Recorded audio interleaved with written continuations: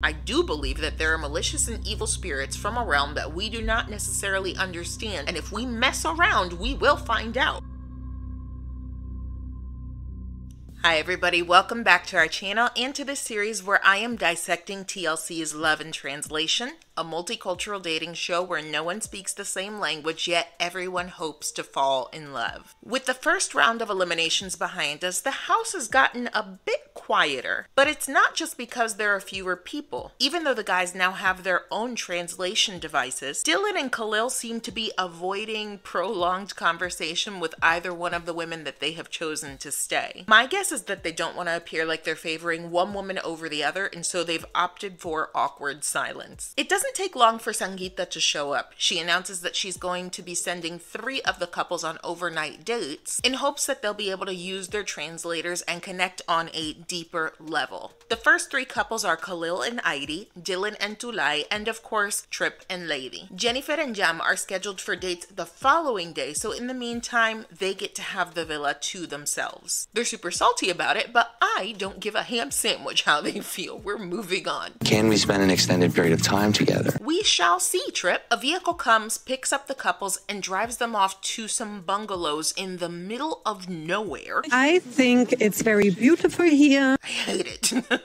Add bugs, dirt, isolation, and paradise murders to the list of fears that y'all know about me due to this show. I would 100% detest being out here without immediate access to help. No.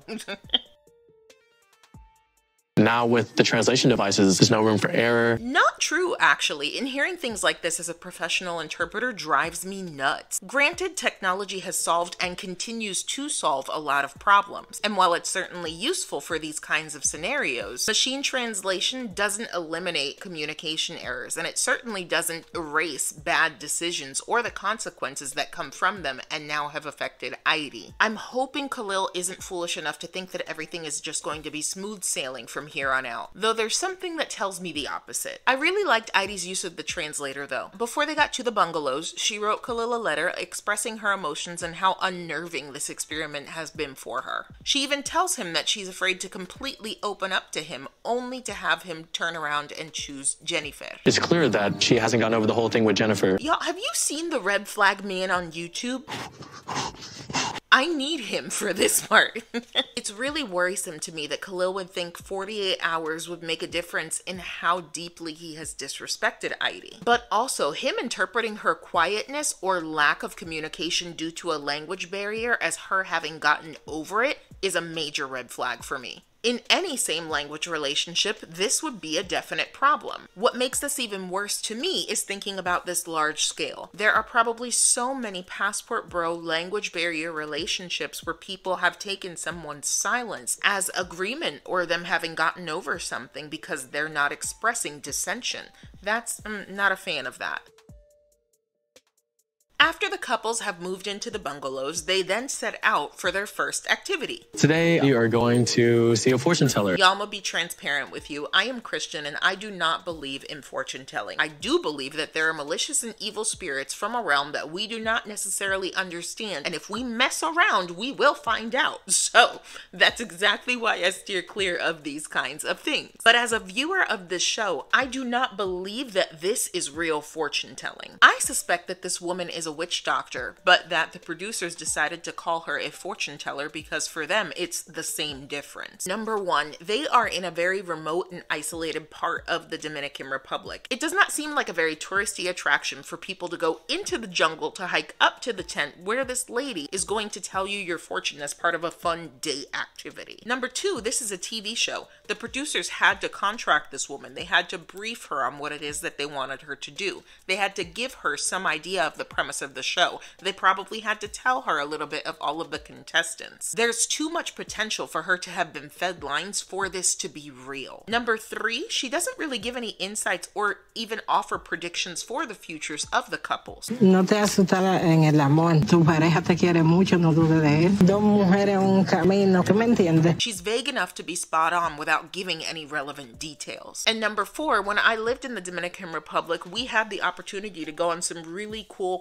cultural field trips that would help us understand more about the island and its history, including its many religions. This woman's environment and her behaviors lead me to believe that this woman probably practices some form of Dominican voodoo, santeria, some combination of both and or more religions. I still wouldn't go see her.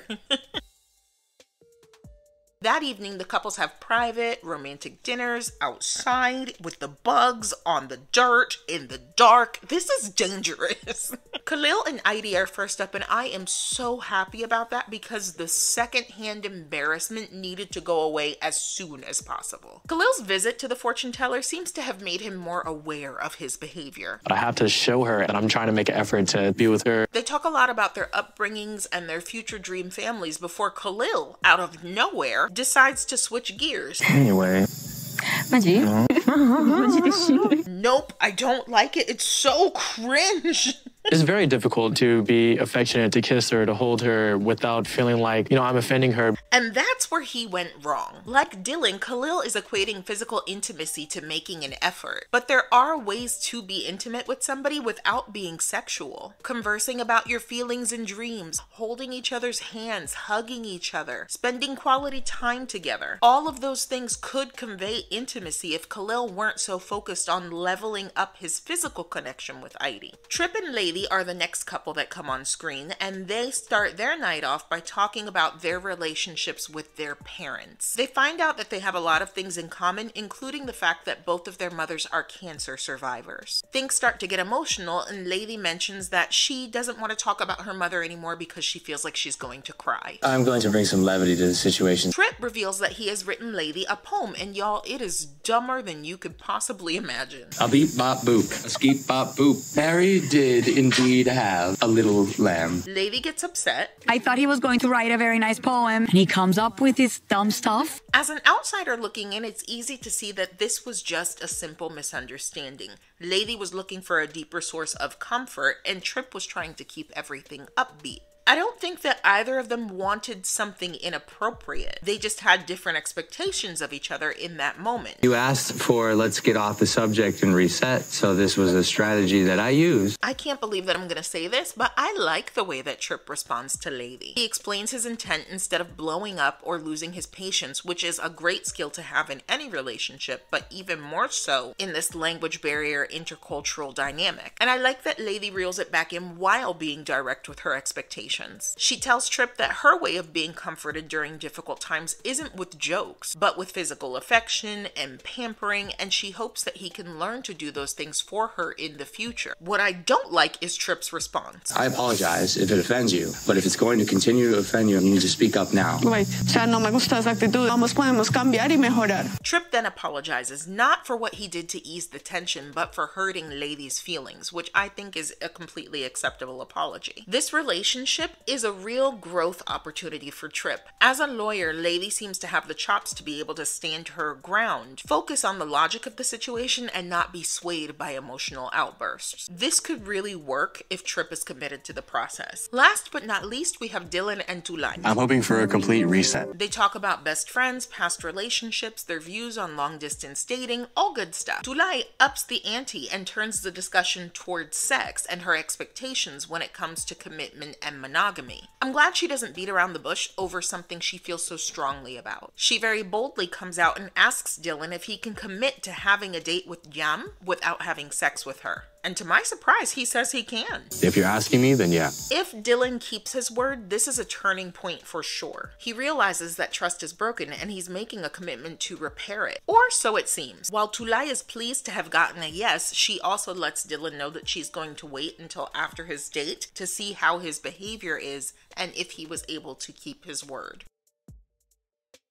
Now, I would probably be exhausted at this time of the day, but the show has one more activity in store for the couples before they turn in for bed, a cacao ceremony. In the Dominican Republic, as well as other countries, cacao was commonly used by the native populations as a form of currency, as a form of medicine, or for ceremonial consumption. The cacao ceremony is rooted in the combination of those last 2 points. A spiritual ritual that involves the consumption of cacao, a form of raw chocolate to facilitate emotional and spiritual healing. Led by a facilitator or shaman, the ceremony often includes various activities like meditation, chanting, and group sharing. And of course, it's an aphrodisiac. Cacao ceremonies are touted as having lots of really special and unique benefits, such as stimulating feelings of love, inspiring a positive mood, promoting compassion, understanding, and openness, and strengthening bonds and feelings of connection. All very useful things for this experiment. The group comes away from the meditation experience feeling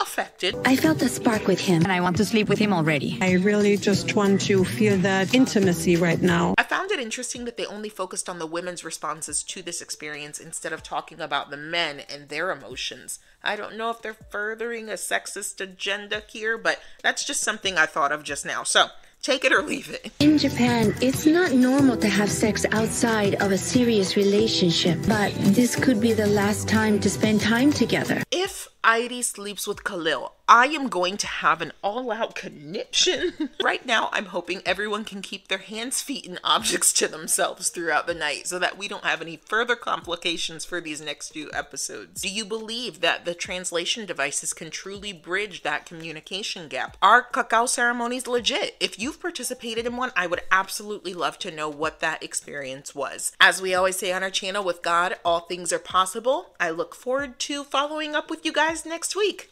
Take care.